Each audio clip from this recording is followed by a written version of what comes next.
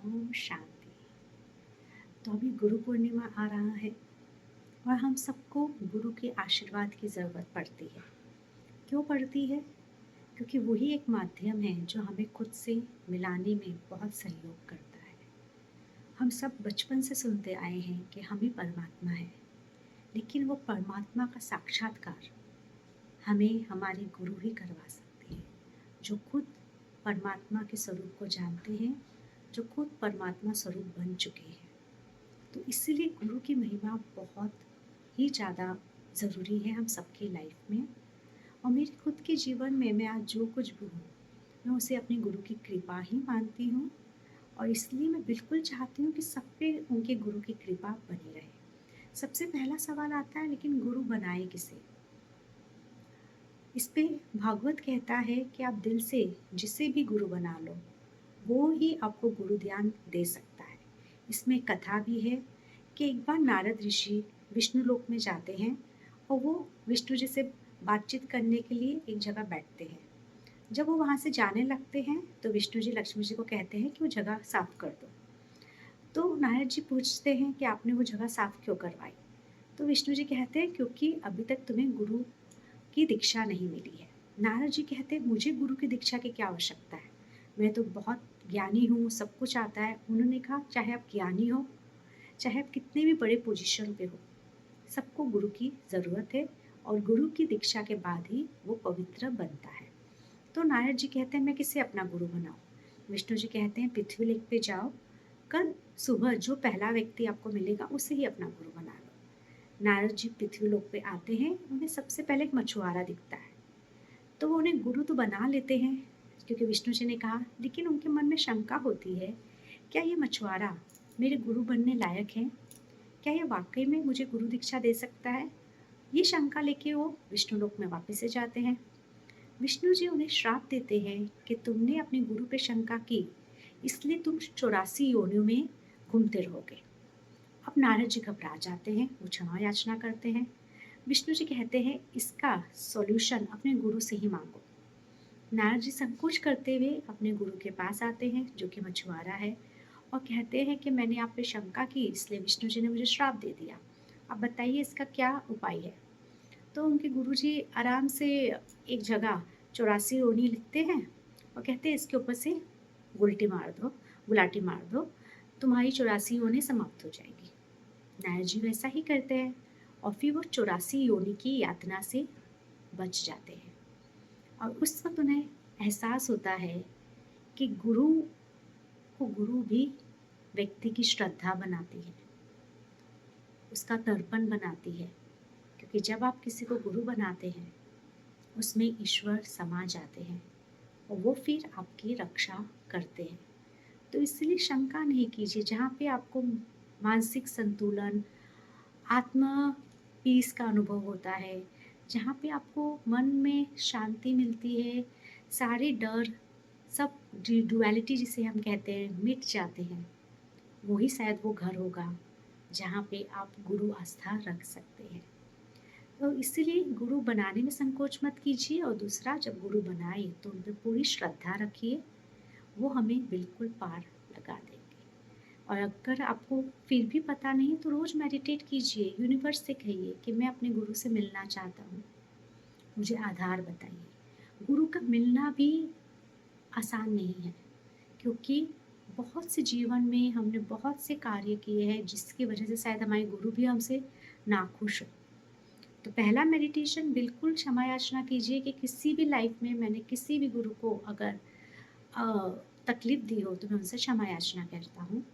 किसी भी जीवन में जो भी मेरे गुरु रहे हैं, उन्हें मुझसे तकलीफ़ हुई है तो मैं उन्हें क्षमा याचना करता हूँ। तो चलिए आज का मेडिटेशन हम उपाय करेंगे कि हम सबको गुरु का आशीर्वाद मिले और हमें एक मार्गदर्शक अच्छा गुरु जीवन में मिले। Let's start. तो जस्ट अपनी पूरी बॉडी को रिलैक्स कीजिए, मदर अर्थ को ग्राउंड करने के लिए कहिए। मैं साईं बाबा, शिव बाबा, बाबा जी को प्रणाम करती हूँ। आप अपने आराध्य को या गुरु को प्रणाम कीजिए और रिलैक्स होते जाइए। Toe, ankle, heel, calf, knee, thighs, hips abdomen, lower back, stomach, middle back, chest, upper back, finger, hand, wrist, palm, arms, upper arms, elbow, shoulder, neck muscles, scalp, forehead, eyes, nose, cheek, lips, chin. Relax. And now visualize, imagine, or just put an intention to the universe कि मैं अपने गुरु से मिलना चाहता हूँ। और अगर आप अपने गुरु को जानते हैं या किसी पे श्रद्धा है, मैं उस गुरु का आशीर्वाद चाहता हूँ कि वो मुझे अपना दास, अपना डिसाइपल बना ले।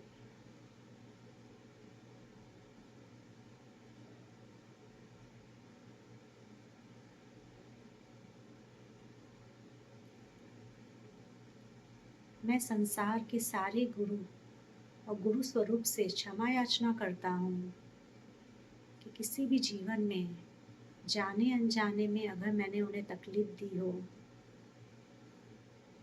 उनकी आज्ञा का उल्लंघन किया हो, उन्हें डिसरिस्पेक्ट किया हो, अपने थॉट्स, इमोशंस, बिहेवियर, इंस्ट्रक्शन से मैं उन सबके लिए क्षमा याचना करता हूँ। प्लीज़ मुझे माफ़ करें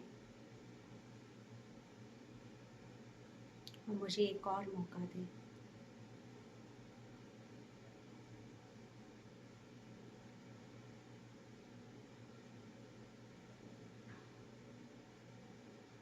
मैं उन सब लोगों से क्षमा याचना करता हूँ जिनके गुरु को मैंने जाने अनजाने में अपमान किया हो, जिनका मजाक बनाया हो, और उनके गुरु से भी प्रार्थना करता हूँ मुझे क्षमा करें, मुझे मार्गदर्शन दें।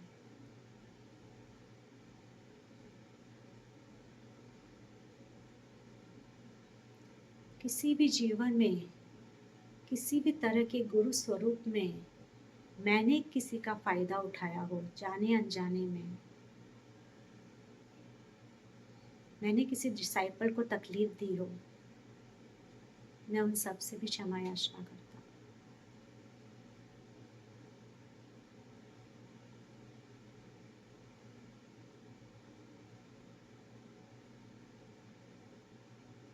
किसी भी जीवन में मेरे ऊपर कोई कर्स हो, कोई टॉक्सिसिटी हो, जिसकी वजह से मुझे अपने गुरु का आशीर्वाद नहीं मिल रहा है, मैं यूनिवर्स से प्रार्थना करता हूँ वो उसे मुझे रिलीज़ करे ताकि मैं इस जीवन में गुरु का आशीर्वाद पा सकूँ।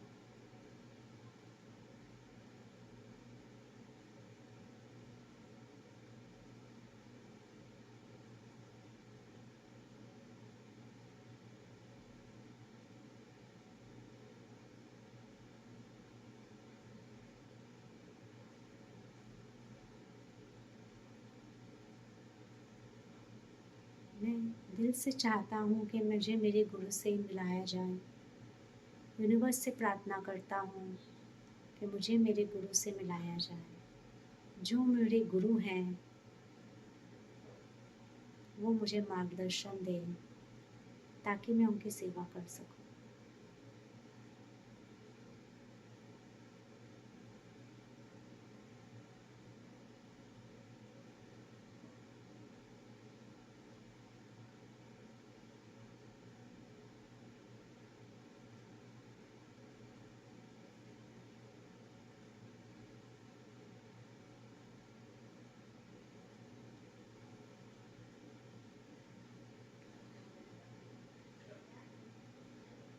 अब यूनिवर्स से प्रार्थना कीजिए कि वो आपको ब्लेस करे। अपने गुरु से प्रार्थना कीजिए कि वो आप पे हमेशा ब्लेसिंग बनाए रखे।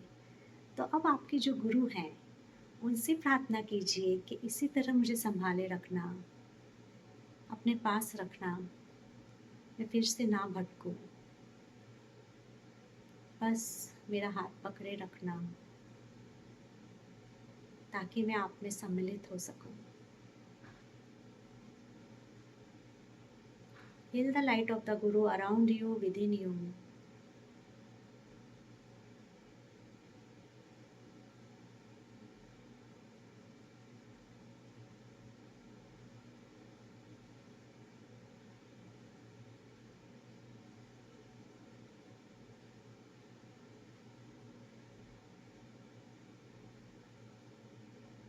Integrate yourself. Start coming up at the count of 1, taking charge of your mind, body, and soul. Further up at the count of 2, feeling really good about yourself. Keep coming up at the count of 3, higher and higher up at the count of 4, eyes open wide awake at the count of 5. ये meditation आप 21 days या 90 days तक लगातार कीजिए और मुझे पूरा यकीन है कि उतने दिनों में आपके गुरु आपको कोई ना कोई मार्गदर्शन, चेतना ज़रूर दे। इसी प्रार्थना के साथ हैप्पी गुरु पूर्णिमा सबको। ओम शांति।